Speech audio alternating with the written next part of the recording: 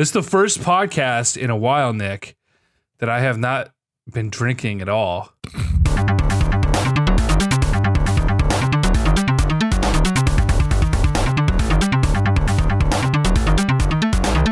Spleen! I feel my regular chirpy self. You know, I don't feel any different other than my heart burns less and I'm burping more because now I'm drinking bubbly instead of whiskey. But I noticed in editing the last few episodes, You've been really burpy. And not like burpy, but like you'll get like stuck in your throat, and then you kind of get it out eventually. yeah, one of those things. And then hiccupy is rather I think the term I would use. Yeah, a little hiccupy. And then kind of gasping for air. The first half hour, I feel really good about the last few episodes. I'm like, dude, yeah, we're fucking locked in, man. And by the last half hour, all I can hear is me just like drunkenly rambling. And I hope it doesn't come off like that. Like, no, it's remarkably similar to your sober rambling, so it's not that big of a deal. To me, I'm just like, did I really say that? Did I talk about this for 20 minutes? Nick didn't say anything. I'm not trying to step on your feet while you're doing your dance, you know? I got a hoot out of listening back to the Star Wars rant last week. A real hoot. Yeah, it was a lot of fun. Anyway, it's the Console Freaking Crusade podcast. It's episode 51. I'm EJ Olsen. This is Nick Durheim. We're doing it again. We're back at it. Same old, same old. We're just here rolling into things. We're going to talk a couple of things. We're going to talk some things. So yeah, we're back on our bullshit. Prepare your bodies for that. Today, we got Metroid. We got Dragon Ball. We got Epic versus Valve. And then you're going to break me down on all the NPD goodies for the end of year business. All that stuff you don't really care about, but I find very interesting. No, I do. You sent me a couple of tidbits on Facebook, and I had some hot takes about it. I'm one of those detractors. I'm like, oh, it doesn't mean anything. But we're going to get into that when you throw those numbers at me again. I would love that more than anything. So I don't think you really gave me too much hot take. Saving it for the pod. Well, I guess it's I didn't go on a rant, but I was just like, well, that's what I mean. Let's start with Metroid. This was, I think, the biggest news to us personally as Nintendo stands. Definitely. I'd say this industry-wide, this is a big deal. So for context, if y'all don't know, where have you been? How are you listening to this podcast and not know what's going on? But Nintendo came out and announced that they have completely scrapped everything they've been doing on Metroid 4, which they announced 2 years ago at E3. Is that right? And then have put Retro on it. Okay, cool. That's what people have been clamoring for, Nick. But what was Retro working on? Who was working on Metroid before? Is it real? Is this all fucking smoke and mirrors? I've got a conspiracy theory, but I want your take on this announcement. Yeah, it's especially weird coming off of the heels of EA canceling that untitled Star Wars project. And we see Nintendo coming forward and being like totally transparent. Well, not totally transparent, but transparent to the fact that they had a troubled development cycle and that they knew that Metroid, despite not being like a great seller, is one of their premier titles and it's what fans are clamoring for and asking about. And they just said, hey, it wasn't working. We're moving it to Retro and we're starting over. So they wanted to get in front of it and say, yeah, you're not going to be seeing Metroid for like 3 years from now, if anything. 3 years. And, I mean, to be fair, Nintendo fans are very used to waiting for Metroid games. The gap between Prime and Super Metroid was like 8 years. So Jesus not Christ. like a new thing, but it's interesting. And we don't know anything, like you said, about what Retro was working on before or what studio or studios was working on Metroid Prime 4 before this whole change-up happened. It's just kind of like rumors and hearsay and leaks and all that kind of speculative stuff that I find interesting, but I don't know how much credence I can give to it. Yeah, I think on the surface, this looks like a really good thing. It's a very consumer-friendly practice. They're leveling with us and saying, we don't want you going all of 2019 thinking this game is coming. Like, we're going to be honest with you at the beginning of the year and just say, you know, like you say, hey, this isn't working. We want it to work because we value you as the fans. We value this property as being extremely important to you, the fans. And so it's all fine and dandy. My conspiracy theory, and I've seen this murmured about on the depths of Twitter, is that there really wasn't another team working on this game, and it's just kind of been stagnant or loosely developed in the background, and that this whole Metroid Prime trilogy thing, that's what Retro has been working on. And this game is going to come out, and now they're just moving on to proper Metroid, and that the whole E3 thing 2 years ago was just a thrown together splash screen because they had to have something to keep people interested. Now that was the thing of that E3 for Nintendo that everyone fucking freaked out and talked about. And who knows, maybe this conspiracy theory, absolutely no legs for it to stand on. But if in the next month or 2 or 3 months we get that Metroid Prime remake, we're gonna start thinking, I wonder how this actually played out.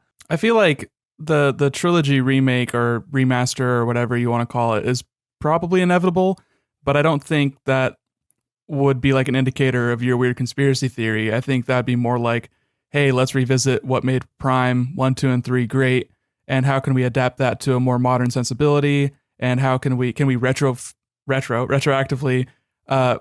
fit a better control scheme on the old games without like breaking the balance or the game feel of it, all that kind of stuff. I think that would be more likely. And Retro actually did the port for Donkey Kong Tropical Freeze, or else I would say that they would want to do a port to kind of get themselves acquainted with the Switch hardware, because we haven't seen them put out anything on the Switch hardware yet.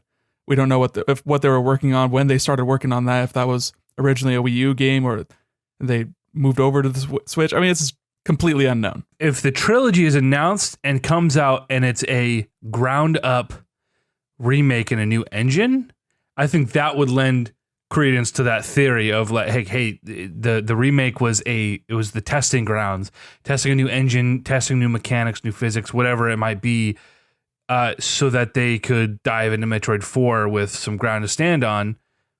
Versus if it's just like the Wii port, where it's just all the games just thrown on with some motion controls added or whatever, that takes no time whatsoever.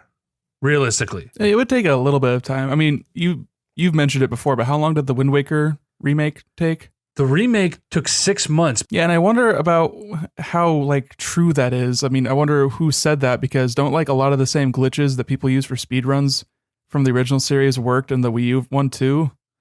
Like, I thought it was a very similar engine, if anything. I feel like they just ported the engine and just got because like, what assets were there? It was just colors. It's not like they had textures, really. I'm going to find you some quotes, my friend. Okay. Just because, I don't know. That's not like super important to this conversation, but I'm just wondering about that. But if they do a trilogy I feel like is even more inevitable now, because it will hold off fans a little bit better. It's like a make good. It's like what they did with, like I said, Zelda, when Breath of the Wild kept getting delayed and delayed. They ported 2 GameCube games over to the Wii U and like gave people a lot of like quality of life additions to them. It was Anuma who said it took 6 months. It was an interview. Let me see here. Was it one of like the Iwata Asks or something? I can't find a direct quote. It just Eiji Anuma said it took 6 months to develop. And then there's just a bunch of random info here, but I'm looking for the direct quotes. Talk about how challenging it was based on. And so I'm going to the interview. You're right. It's not important. It's all in Japanese. Very good.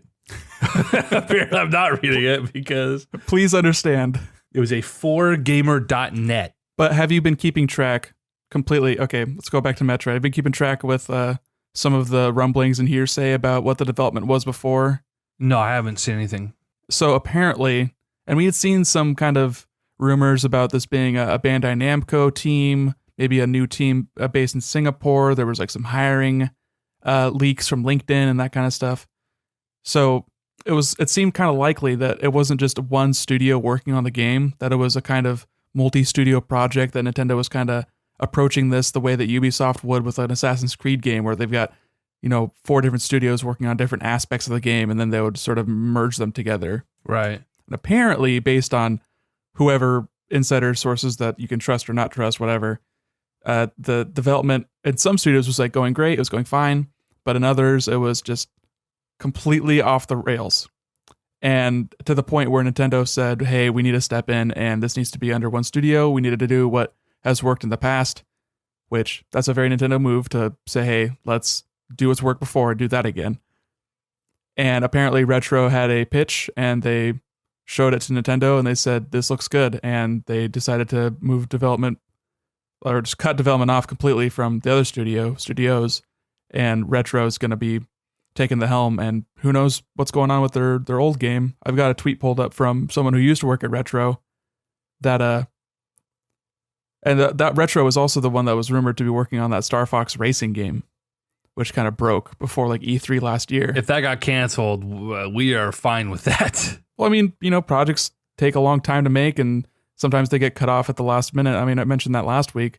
We can't speak to the quality of a game we've never seen, or a concept that we've never even like tried out being a good thing or not. But I've got a tweet from a guy named Eric Kozlowski.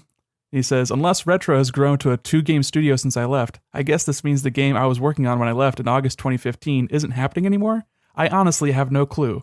Excited for everyone there, though. I know they'll do an amazing job. That's interesting for a few reasons. 2015. Fucking 4 years ago. That, three and some change, but that sucks, It's like a game that goes through that kind of development, and then just to be like, it's gone, it's trash.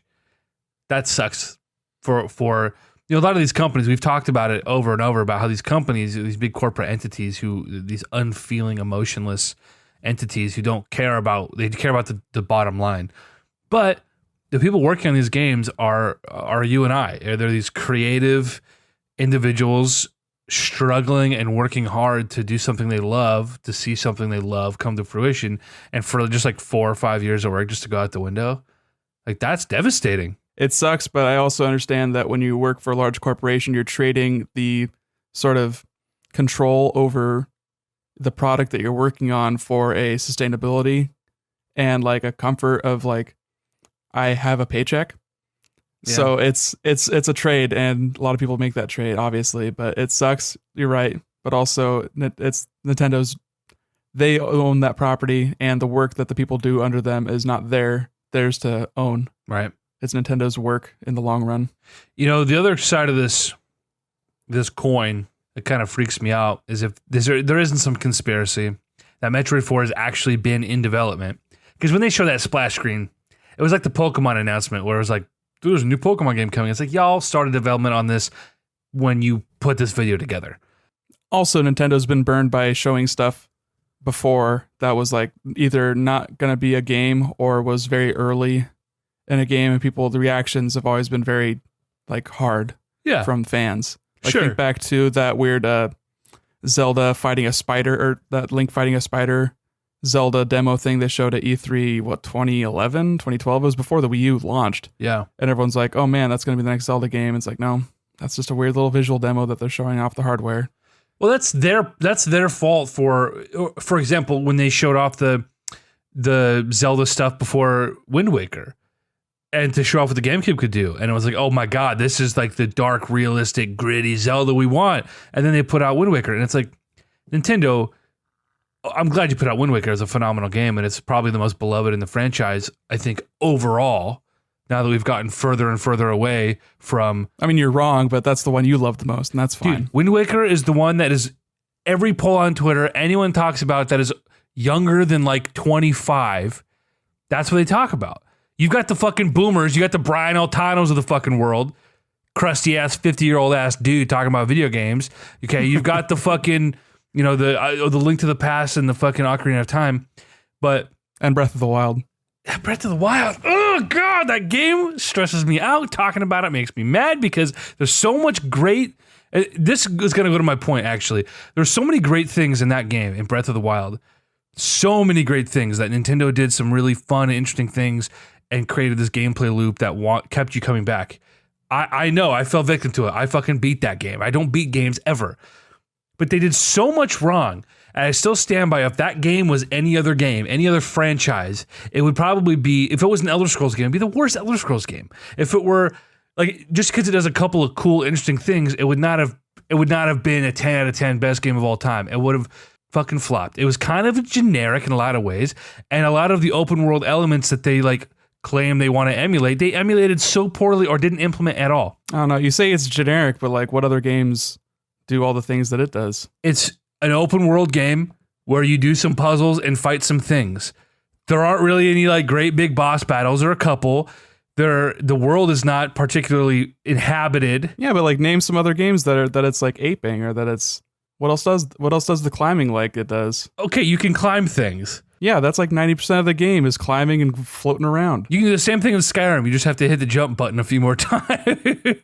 You do the same thing in Skyrim, except you can't go anywhere. You gotta do the same thing in Skyrim. You just have to do it on a horse. Climb to the top of a mountain all... Yeah, climbing sideways in a game that Bethesda can't even make work. I know, fucking Bethesda, man. After 20 plus years, you think they could figure it out. But so anyway, my whole thing here is there is a Nintendo bias in the industry, and it goes both ways. When Nintendo does something wrong, it's worse than anything anyone's ever done. And when Nintendo does something right, it's better than anything anyone has ever done.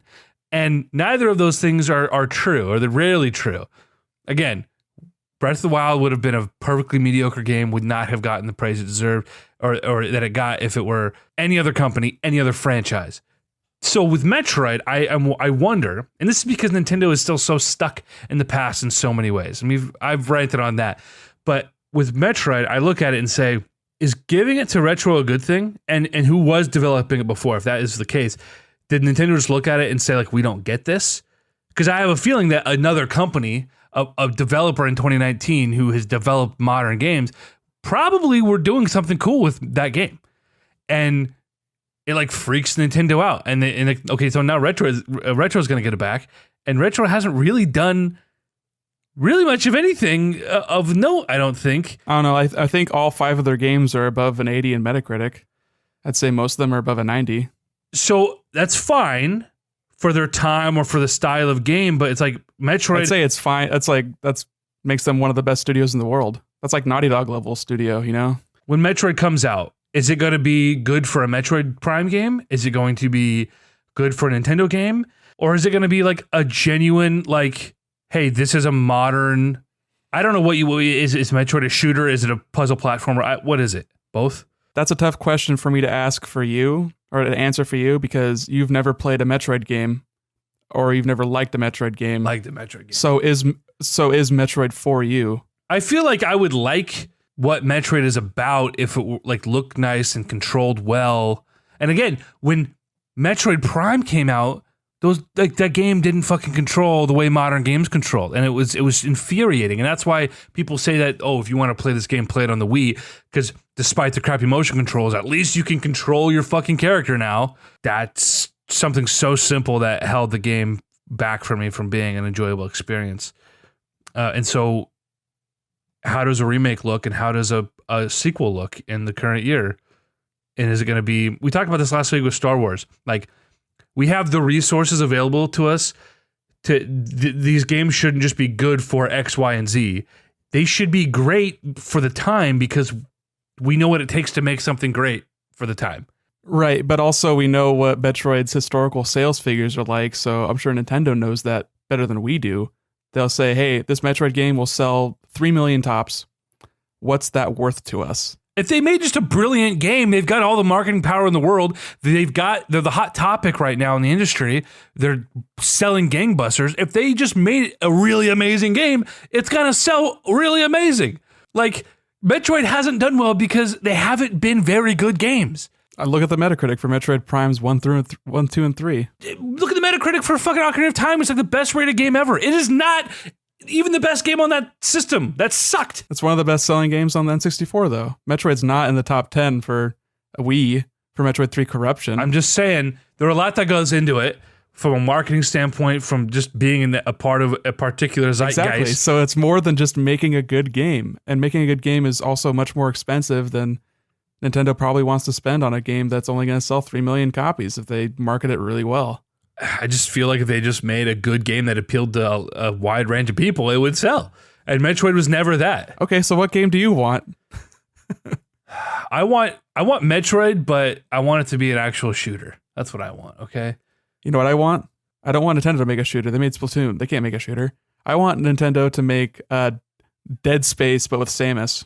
So a shooter. No, a horror game. Survival horror. Dead Space was just a scary shooter. It wasn't a survival horror in the vein of like those old school Resident Evil games, or no, because you can control your character, but it's less of a shooter than it is survival horror. Is RE2 a shooter? I mean, I've watched video of it. Doesn't look like You can move around well and shoot. That's just a hallmark of the times. You couldn't control your character. And, no, I'm talking about the remake, the one that just came out on Friday. oh, I haven't seen shit from that. I literally didn't know a Resident Evil remake came out. Well, shows how much you pay attention. So what's Retro done? They've done the Metroid Prime trilogy. They did DK. 1, 2, and 3, and then Donkey Kong Returns and Tropical Freeze. So you've got a poor selling, mediocre franchise. Beloved franchise in both of them, honestly. Donkey Kong sold really well. And then Donkey Kong, which is the oldest fucking formula. They're great games, but it's not like they reinvented the wheel or did anything. It's not like they put a modern twist on an old. What was your favorite game of last year? Could I ask you that? I'm going to answer it for you. It was Spider-Man. What was new about Spider-Man? The same goddamn game over and over. It's just Assassin's Creed that you can swing around with. I am totally on board with you. And good. The game should not have been anything less than as good as the best open world 3D action RPG light games that we currently have. It hit the standard and did a couple of new things, couple of fun things, and was also Spider-Man. Retro took Donkey Kong, the most classic fucking formula for a video game, and they executed it as well as it could possibly be executed because we have perfected that formula. Metroid is a formula that wasn't even as good as it should have been when it came out in 2002, and now it still scored better than I think Donkey Kong ever did on like Metacritic. If you want to go by that's still the critical reception. I don't necessarily want to value a game based on its Metacritic score because so much goes into that. And it was a game that was traditionally 2D that they brought into a 3D space, and nobody thought that they could do it, and they did it. Metroid Prime is as important to Metroid as Mario 64 is to Mario, and Ocarina of Time is to Zelda. I'm not arguing that, but I'm saying even for the time, it had issues, and that formula hasn't really evolved, and I don't have faith that Retro is going to come into 2019 and make a fucking 2-decade leap. I feel like they're going to make a very similar game, and it's going to feel so much worse now than it did 20 years ago, or 15 years ago, or 6. How many years ago was that? 17 years ago. 2007 was the last Metroid Prime game. Fuck. I guess I'm looking at the first game. 2007 was the last Metroid Prime game, and then yeah, that was Corruption. Who did other M?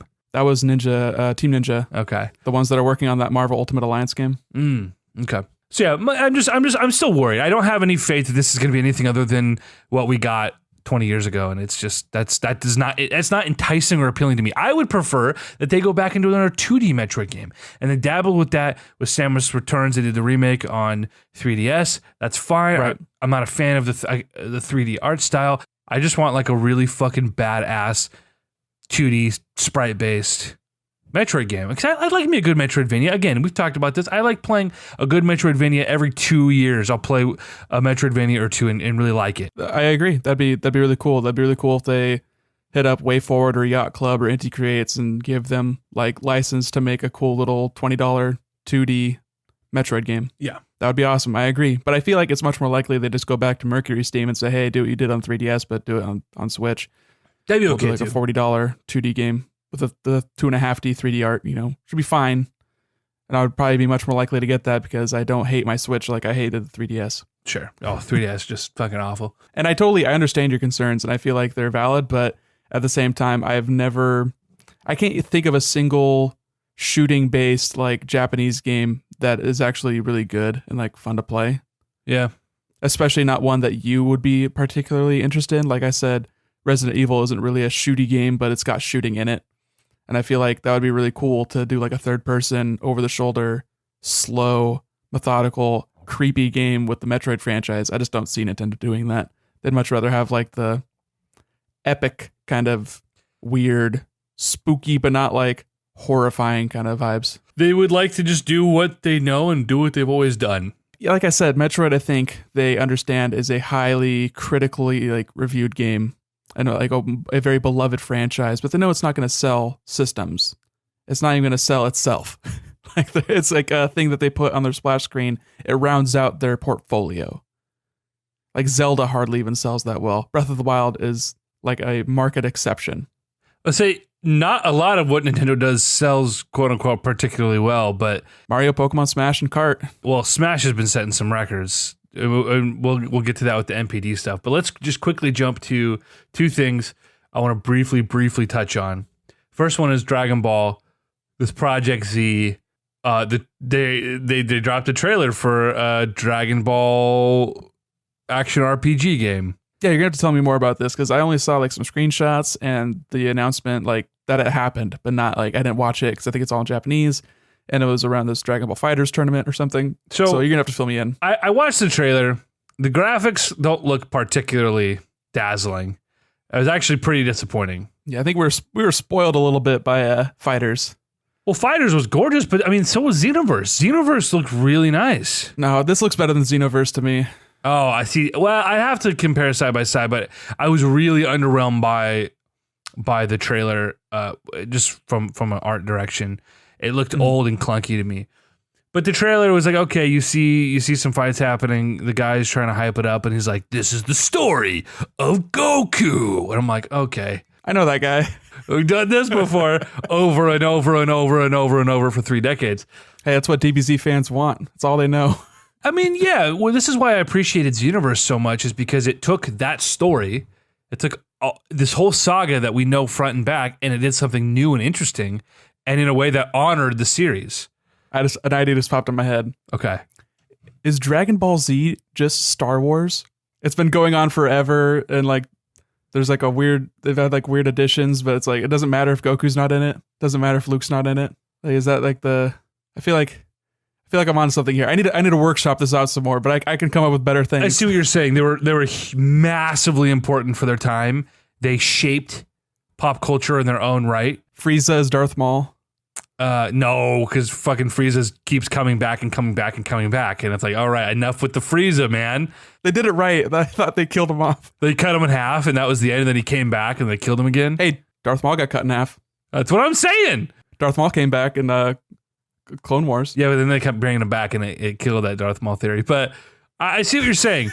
Hugely popular, massively successful, very important to their respective industries and pop culture at large. And they can't make games unless it's just the Z Saga again and again. Well, that's the thing is, yeah, they keep doing the same thing. And then, okay, so when Dragon Ball came back, and this goes to your point, Dragon Ball comes back, instead of doing something new and refreshing and exploring these characters we didn't really know much about, and doing something, with stakes and there's add some intrigue and really like fucking knock us through a loop. They just were like, okay, Goku's strong and he's gonna fight a stronger guy and then get stronger, and then it's just gonna be the same fucking thing over and over and over. They're gonna get a Death Star that's a bigger Death Star, and they're gonna have a Jedi, but he's a more strong Jedi. Not to mention DBZ Kai is just the George Lucas special editions. No, it's the inverse, because Dragon Ball Kai, they took stuff away instead of adding a weird song and dance number at the cantina. Exactly. It was the inverse. I would say the original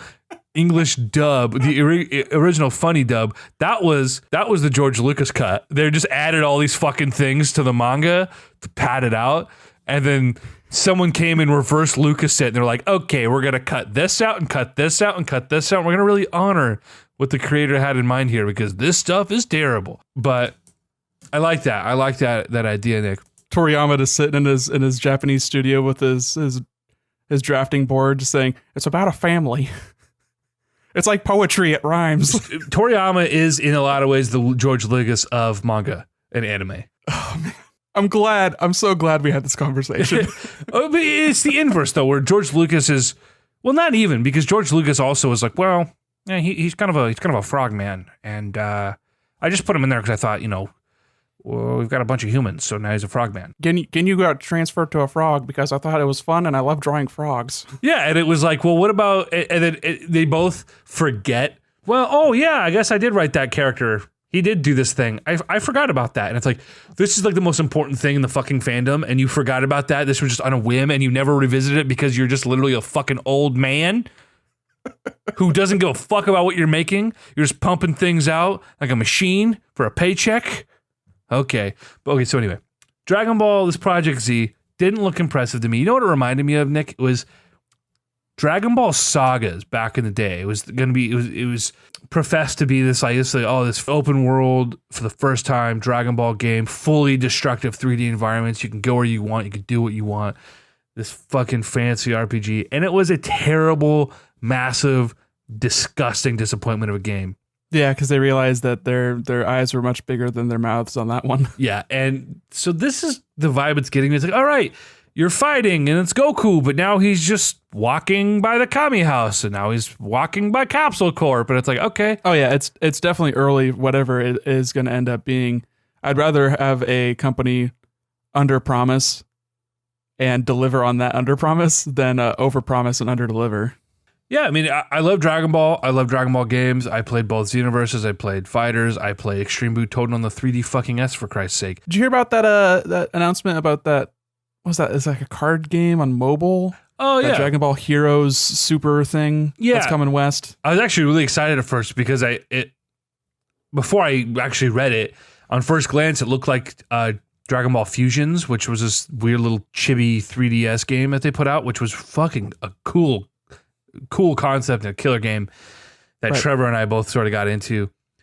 But then I read, I was like, okay, that's not what I thought it was. Damn, because I was like, that'd be great on the Switch. I would even a port of that. I'd love on the Switch with good controls. Yeah, it seems like it's more of like I don't know if it's like a gacha system, but it's a card game. It's got like 1,000 cards, so if that was something that you're into, it's easily something that you could be into for a long time if that's what you're looking for. I may have to look into it because my favorite Dragon Ball game of all time, Legendary Super Warriors on the Game Boy Color. It's this weird card system where there are button combos and you have a deck of cards you're drawing for your moves. It's very interesting.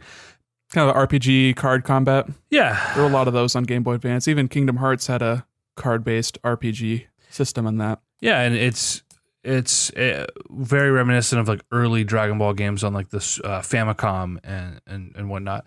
But anyway, yeah, that's Dragon Ball. We'll see what comes of it.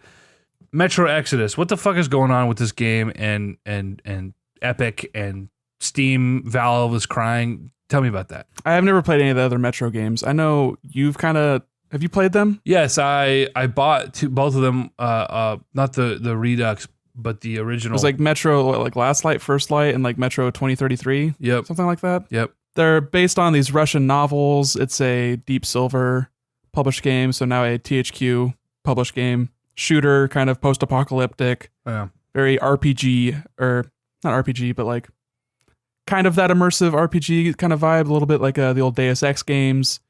Your bullets are your currency also, so it's kind of got the survival element mixed with like inventory management. It's very well regarded.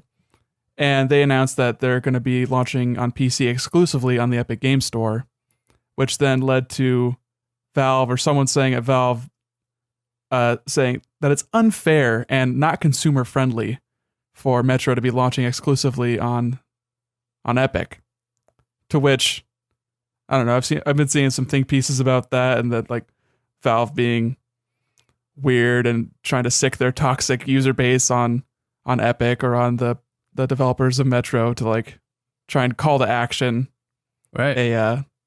some like bad people on the internet or whatever. But I think this is kind of funny for Valve to say that, because if you have a PC, all you're doing is downloading another program. It doesn't really matter. I mean, if you have a concern about Epic Game Store's security or their customer support, not that Valve has any of that either, but like you can have concerns about the platform itself without it being like, oh, I just don't want to buy it because it's not on Steam and I'm too much of a babby to open up a second program to open my game up. Like that doesn't really matter.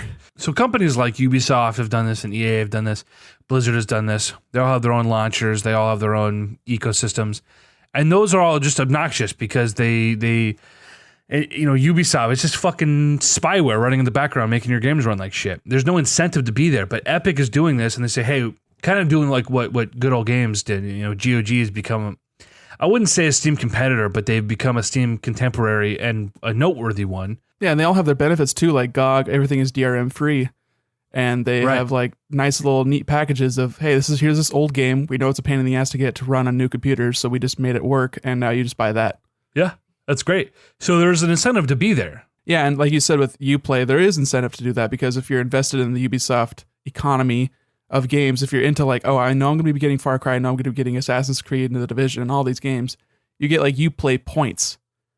So you can like save yourself money if you know you're going to be buying the DLCs and like getting little packs and that kind of stuff too. If you really want to be dedicated to that ecosystem, you can. So it's not that there's no benefit. It's just that if you're a casual Ubisoft, like if you come and go, then you're not as likely to care about that kind of economy and that interface. You're just irritated that you have a mandatory piece of software you have to install and check in online before you can play your games. If you're just casual. That's just like stuff like Denuvo in general, and that's why there's a piracy community to like crack that stuff so that people will delete it and take it out. Right.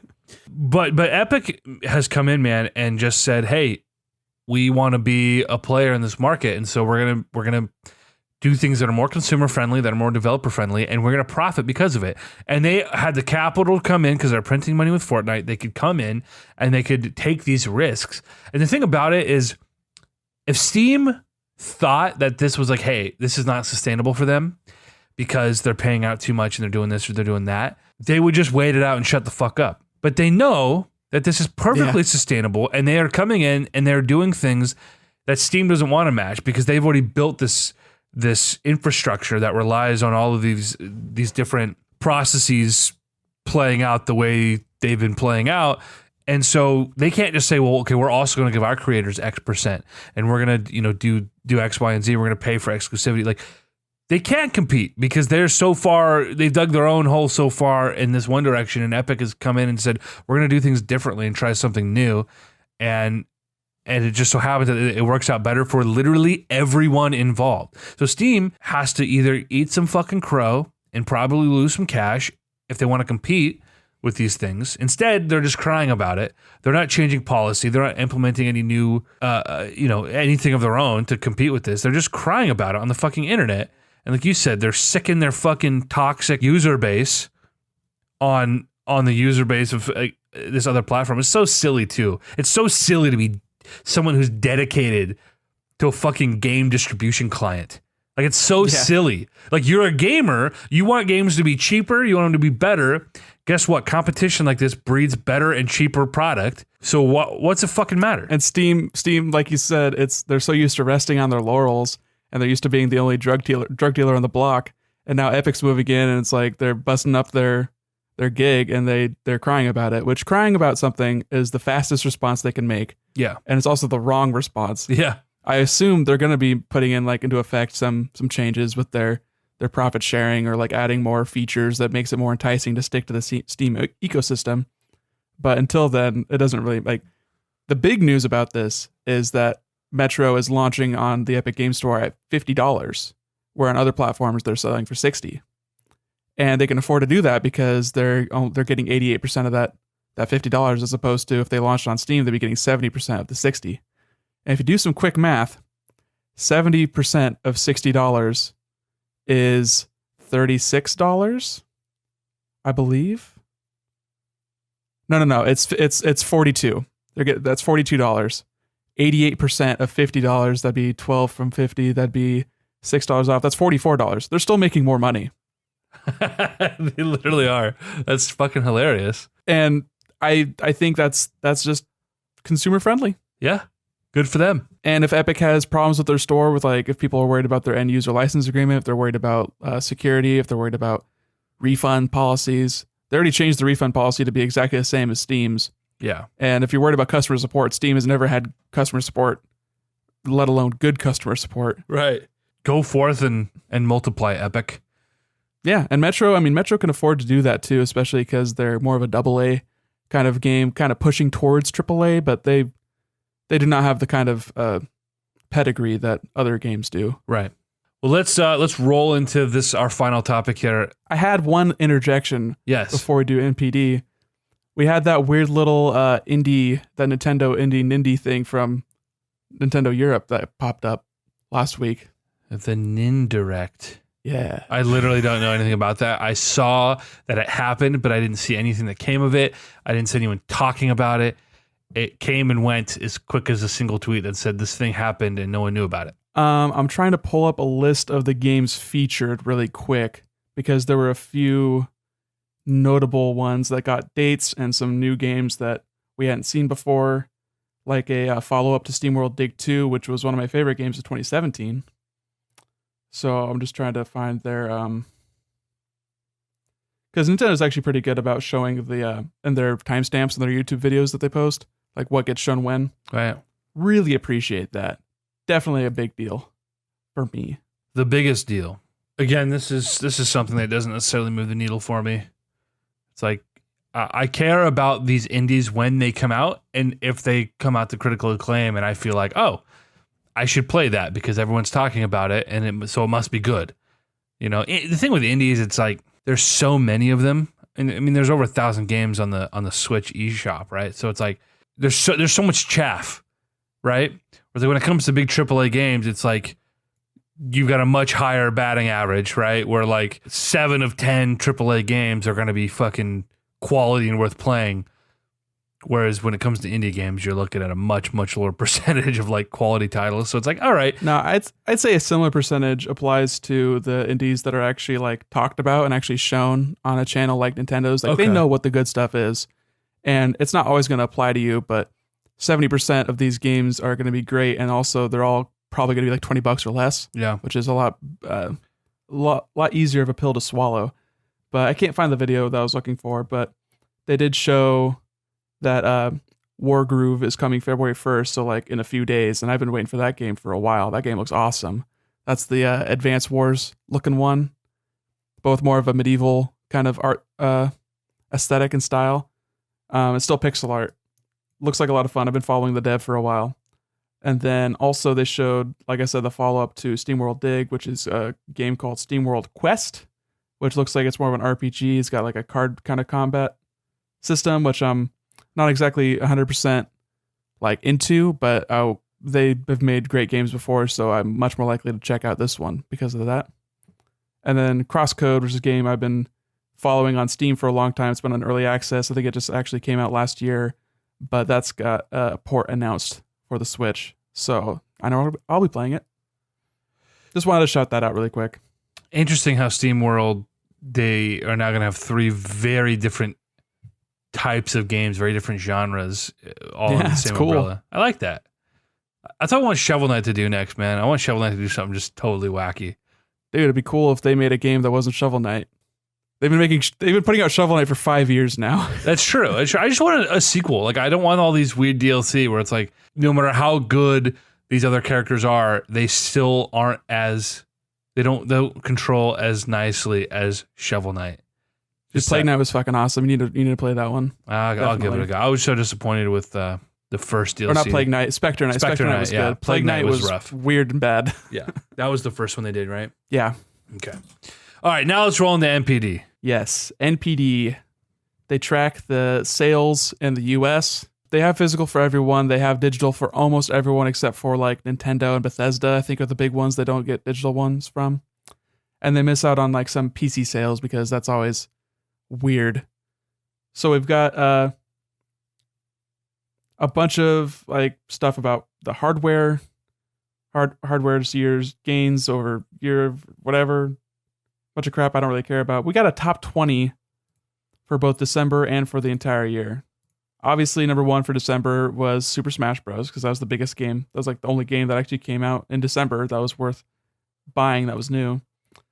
But we got a top 20 for the year with Red Dead being the best-selling game of the year, followed by Black Ops 4. And they note that Black Ops 4 didn't get PC sales in that number, which I don't know how big of an audience plays on PC for that game, and moving to Battle.net might impact that number a little bit, but I wonder if it was close enough that Black Ops would have taken it if they had those numbers. Then following that, we got sports. We got 2K19 for NBA, then Madden 19 for the football.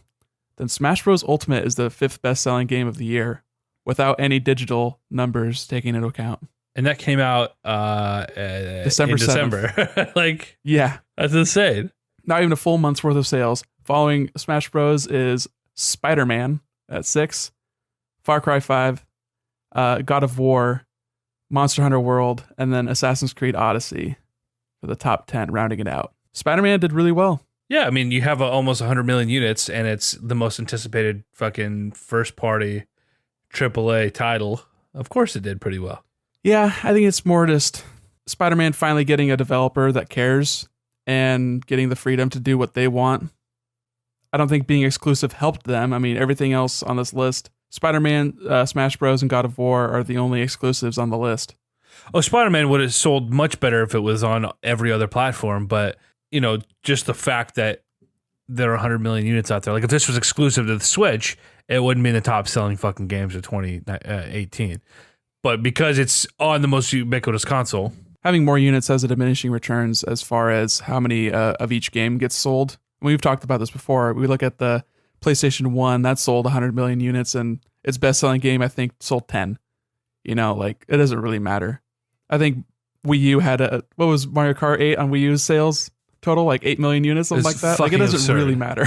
Well, I mean, there's a lot that goes into that. You look at the PlayStation, that console had such a diverse range of games, and it was in so many types of homes, and it was like that pioneered the fucking RPG. Like, the modern RPG was made on the PlayStation. For better or worse. The 3D platformer and, you know, fighting games. You had all these genres in these pockets, and so it was much more fragmented. But individually, even those genres sold better than they ever would have elsewhere. But I want to hear these spicy Nintendo numbers from December, all the records. This is a really huge thread, and I'm just trying to parse it. And you're probably going to be doing some cutting because there's a lot to like read, and a lot of it is like not super interesting. Like, Super Smash Bros. Ultimate is the best-selling game of December 2018 and instantly becomes the 5th best-selling game of 2018 despite digital sales not currently being tracked by the NPD group, which is what I said earlier. So like, I don't need to repeat that. I just want the 3 things that you gave me in that Facebook message the other day because those are the big things. Well, I'm sorry. I didn't pull up those. I just pulled up the entire Twitter thread, which is 20 tweets back to back. That's crazy. That was a big dick move on your part. I'm going to pull up what you sent me. Because Super Smash Bros. Ultimate sets a new launch month dollar sales record for a platform exclusive in video game history, exceeding the launch month dollar sales of 2010's Halo Reach. So it is the best-selling exclusive based on first month sales ever. That's crazy. So it outsold Spider-Man in its first month, it outsold God of War in its first month, it outsold Halo Reach back in 2010 in its first month, which was the previous holder of that record.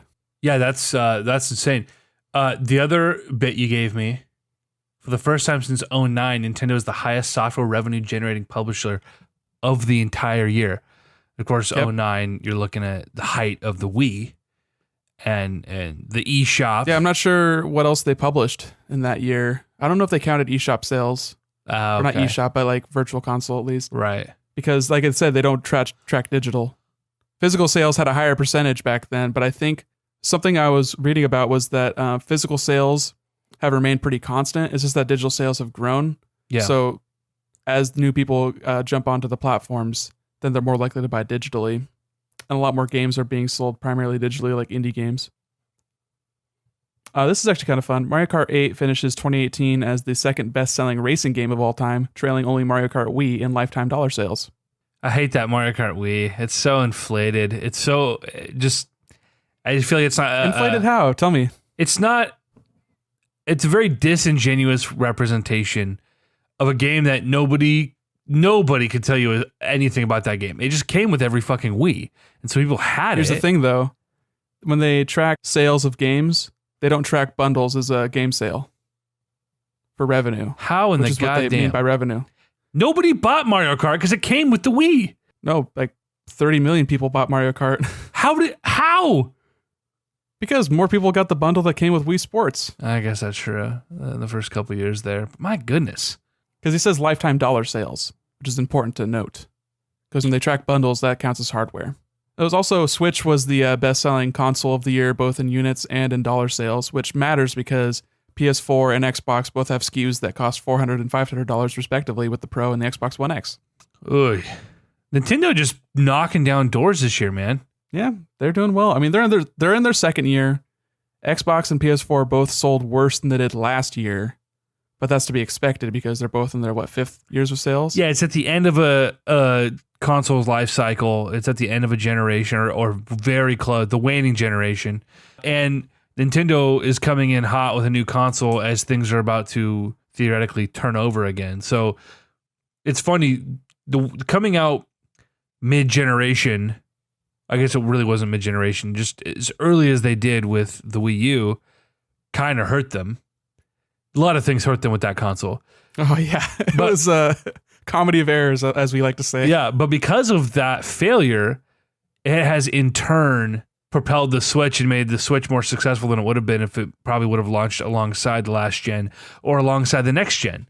Coming in at this weird market where people aren't quite ready for the next gen, but console manufacturers, they're winding down, anticipating, preparing for it. And so not a lot happening in that space. And Nintendo just said, boom, we're going to fill that vacuum. Especially since, if you think about it, the Wii U, based on its power, is more of like a super late competitor to Xbox and PS3 with the 360 and PS3. Right.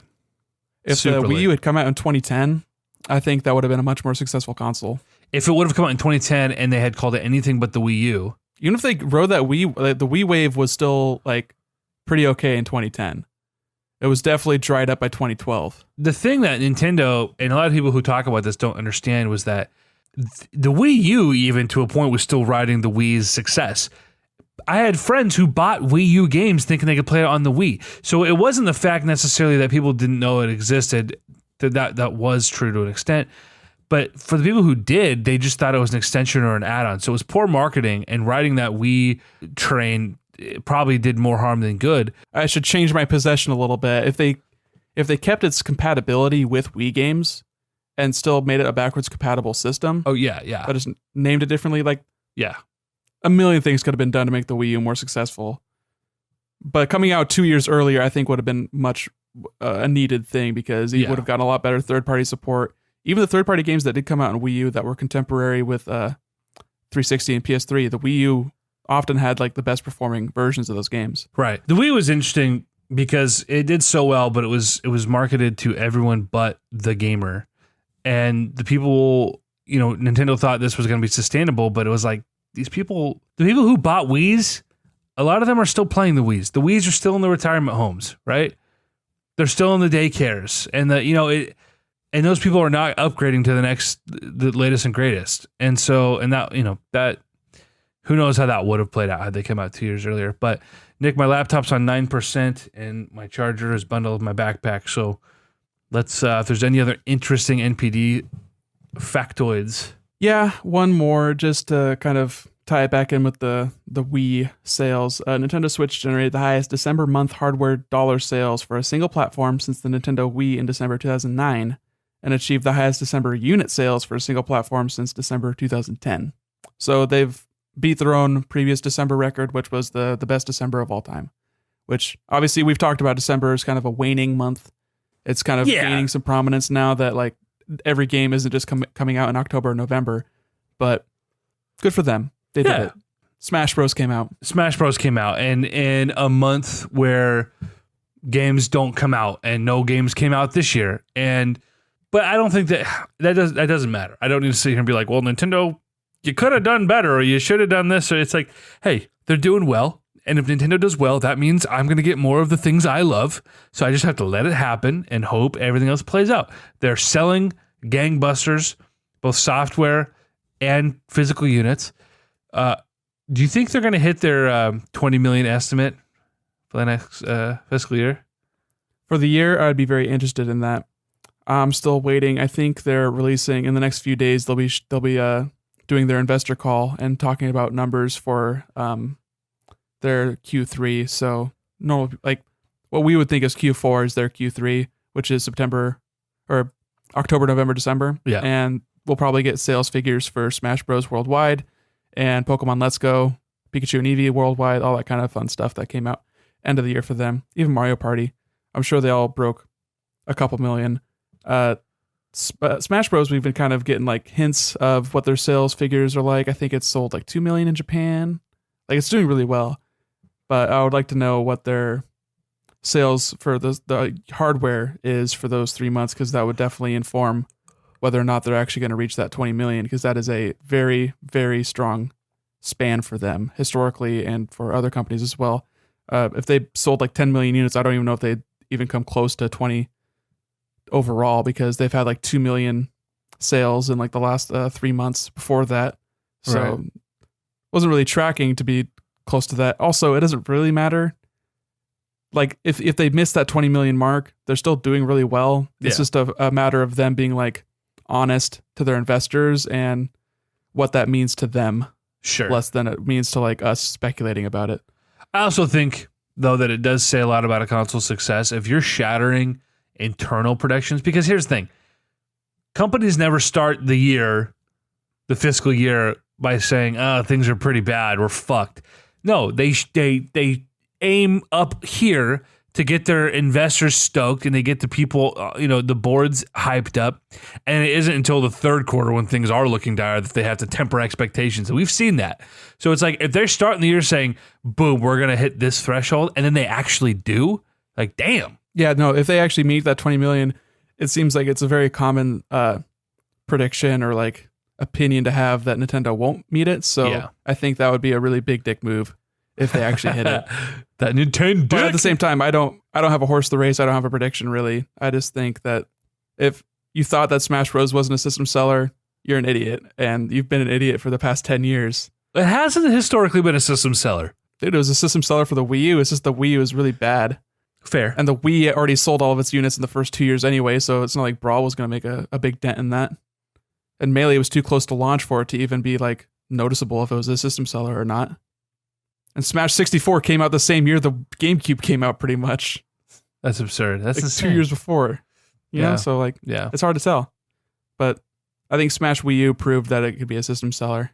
Yeah, I mean, everything Nintendo does has the capacity to be a system seller if they just make it good and they fucking give it some decent marketing. Yeah, they've got some weird titles that they really cling to. Like the Miyamoto's really in love with the Pikmin games, but those are never going to be a system seller. I love Pikmin. Yeah. I want Pikmin 4. Still not convinced that Pikmin 4 is a game that's happening. I think the Pikmin game he was talking about was the fucking 3DS game, and we've argued about this, but I'm still convinced that was the game that was in development, not Pikmin 4. It could have been. I don't know. I don't think he was involved with that one, though. That was like an external studio that made that. I don't know.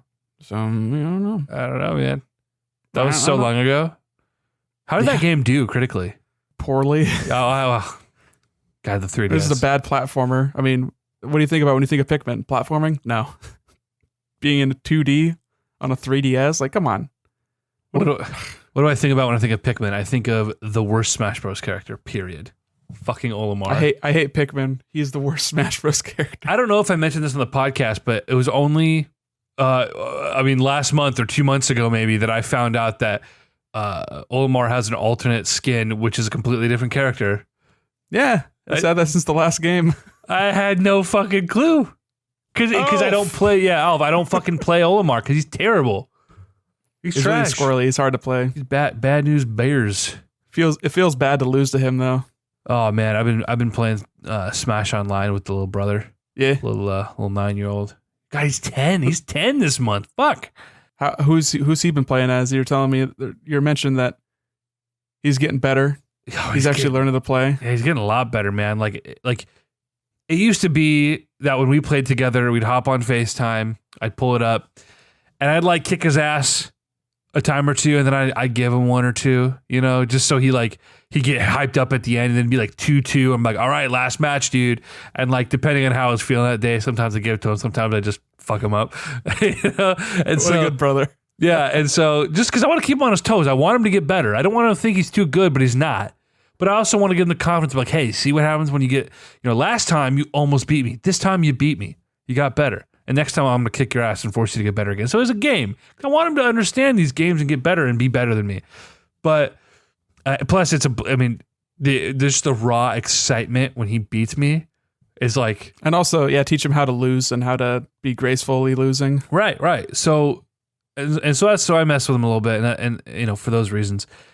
But he's getting to a point where like, I can't just zone out and just like crush him and kind of podcast on, in one headphone chatting with him as he yells and just bullshitting and like I have to pay attention and fight him because if I don't, I will lose.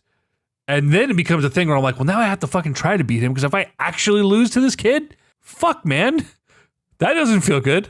Think about it this way. He is now the age that you were when Melee came out.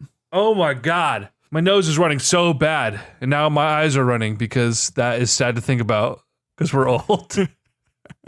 Well, I'm older than you, so. Oh man, but You look better. You got an immaculate hairline there. So, you got that widow's peak, that strong widow's peak. It could be stronger. I've seen some stronger ones out there. I think my brother's is a little bit stronger. Well, it's because your brother is bald. Yeah. Yours is an actual widow's peak because this is the hairline God gave you. His is more like Vegeta. It goes further back on the left and right side. It goes back to the back of his head, man. Not that being bald is funny. But, I mean, we're getting older, so the hair creeps back. We get bigger foreheads. That's just the way it be. It's just the way it do. It's to hold our big old brains. Yeah, but you've always kind of had the widow's peak thing happening. So, yeah, I guess you're right. But anyway. Daniel, can kick my ass pretty good now. He's playing a lot of Corrin. He's playing a lot of, oh God, last time I was home, he was playing King K. Rool a lot, but who was he playing this week? He's playing, we said Corrin a lot this week, and he played Smash for Wii U, didn't he? A little bit? He did, yeah, quite a bit. So is he like really interested in like the new characters they added, like the Echoes or like Ridley or Simon or any of those kind of? He liked Ridley a lot. He liked King K. Rool a lot. I'm trying to think if there's anyone else. Ridley's a hype character, dude. Yeah. A lot of fun to play. I mean, you're just a big old dragon man. He was a dragon man. Trogdor was a man. He was a dragon man. And he was just a dragon. But he's always Trogdor! Trogdor! That game was in fucking Guitar Hero. How fucking cool is that? Yeah, that game was. That song, you mean? The song. What did I say? I said that game. Yeah. All right. This is the infection setting in. It starts with mental, I'm cloudy. I'm confused. Wow. And it starts with mental cloudy. It's happening. And then I get short of breath. That happened about an hour ago. I'm going to go pop my antibiotics and try to get fucking decent sleep tonight. Yeah, and maybe pop that tennis ball tumor you've got growing up. Maybe it's a blood baby. A blood baby. Well, better out than in, I guess. Or maybe not. Maybe that's not the case. No. I mean, internal bleeding, you'd rather have it outernal bleeding. Well, that's true. That's true. But if it's like just a bloody organ, like you probably don't want it outside of your body. Your organs are meant to be inside. I don't think there's supposed to be any organs by your shoulder blade. Your spleen is near there. I thought it was lower. I don't know. Your spleen is like below where your ribs are. I don't know, man. I don't know, man. I just remember that my brother was sick in high school and the doctor was like, your spleen's 3 times the size you should be. That's why you feel like shit. And so we'd play basketball and shit and he'd be like, fucking back off, dude. You're going to pop my spleen. So whenever I'd fuck with him, I'd go to punch him in the left shoulder and be like, spleen! Brotherly love. Brother's got a bad case of wandering spleen disorder. It's just fucking spleen dysplasia. Scapula. Spleen! Spleen! That was the Constant Crusade. We're ending on a double spleen. Give me a countdown. You didn't even give us our email or the Twitters. Oh, damn it, guys. Follow us on Twitter. It's not active. You guys don't follow us there. I'm at eJiggle. He's at Presidential Death. Console_Crusade. That's where you can find us. Email us, you motherfuckers. Y'all have email. It's not that hard to log into your fucking email. Just do it. All right? Feedback at constantcrusade.com. We want to hear from you. And for all of you who always be hitting us up in the group chat, just send us an email. All right? Feed our egos. Make us feel valued and important and like we're doing something with our lives, okay? Yeah, Leaf, we see you. We know you listen. You choose to ignore this call to action. Yeah. Leaf, email us about your thoughts on Metroid Prime 4. Chris, you don't listen, so fuck off. Chris doesn't listen. Drew doesn't listen either. He's busy owning a house, being a productive member of society. Right. Good meme. I want to give another shout out to Cody Schaefer who designed our new logo, which is not yet reflected on the podcast. I realized that last week after he posted the whole deal. It for some reason it's uploaded and it shows on like Google, for example, or on our website, for example, but for some reason it's not reflecting in the podcast apps themselves. Don't know why. It depends. It does on some, but it doesn't on others. Like it works on Spotify, but it doesn't work on Pocket Casts. Okay, same with the iTunes, with Apple Podcast. So I have 2% on my laptop, buddy. So we're gonna count this down. Cody, thank you again for the logo. We're gonna get that sorted out so it's our main logo. It's on the social media, which you can follow us. Yep. Hit us up. Give me a countdown. Double spleen.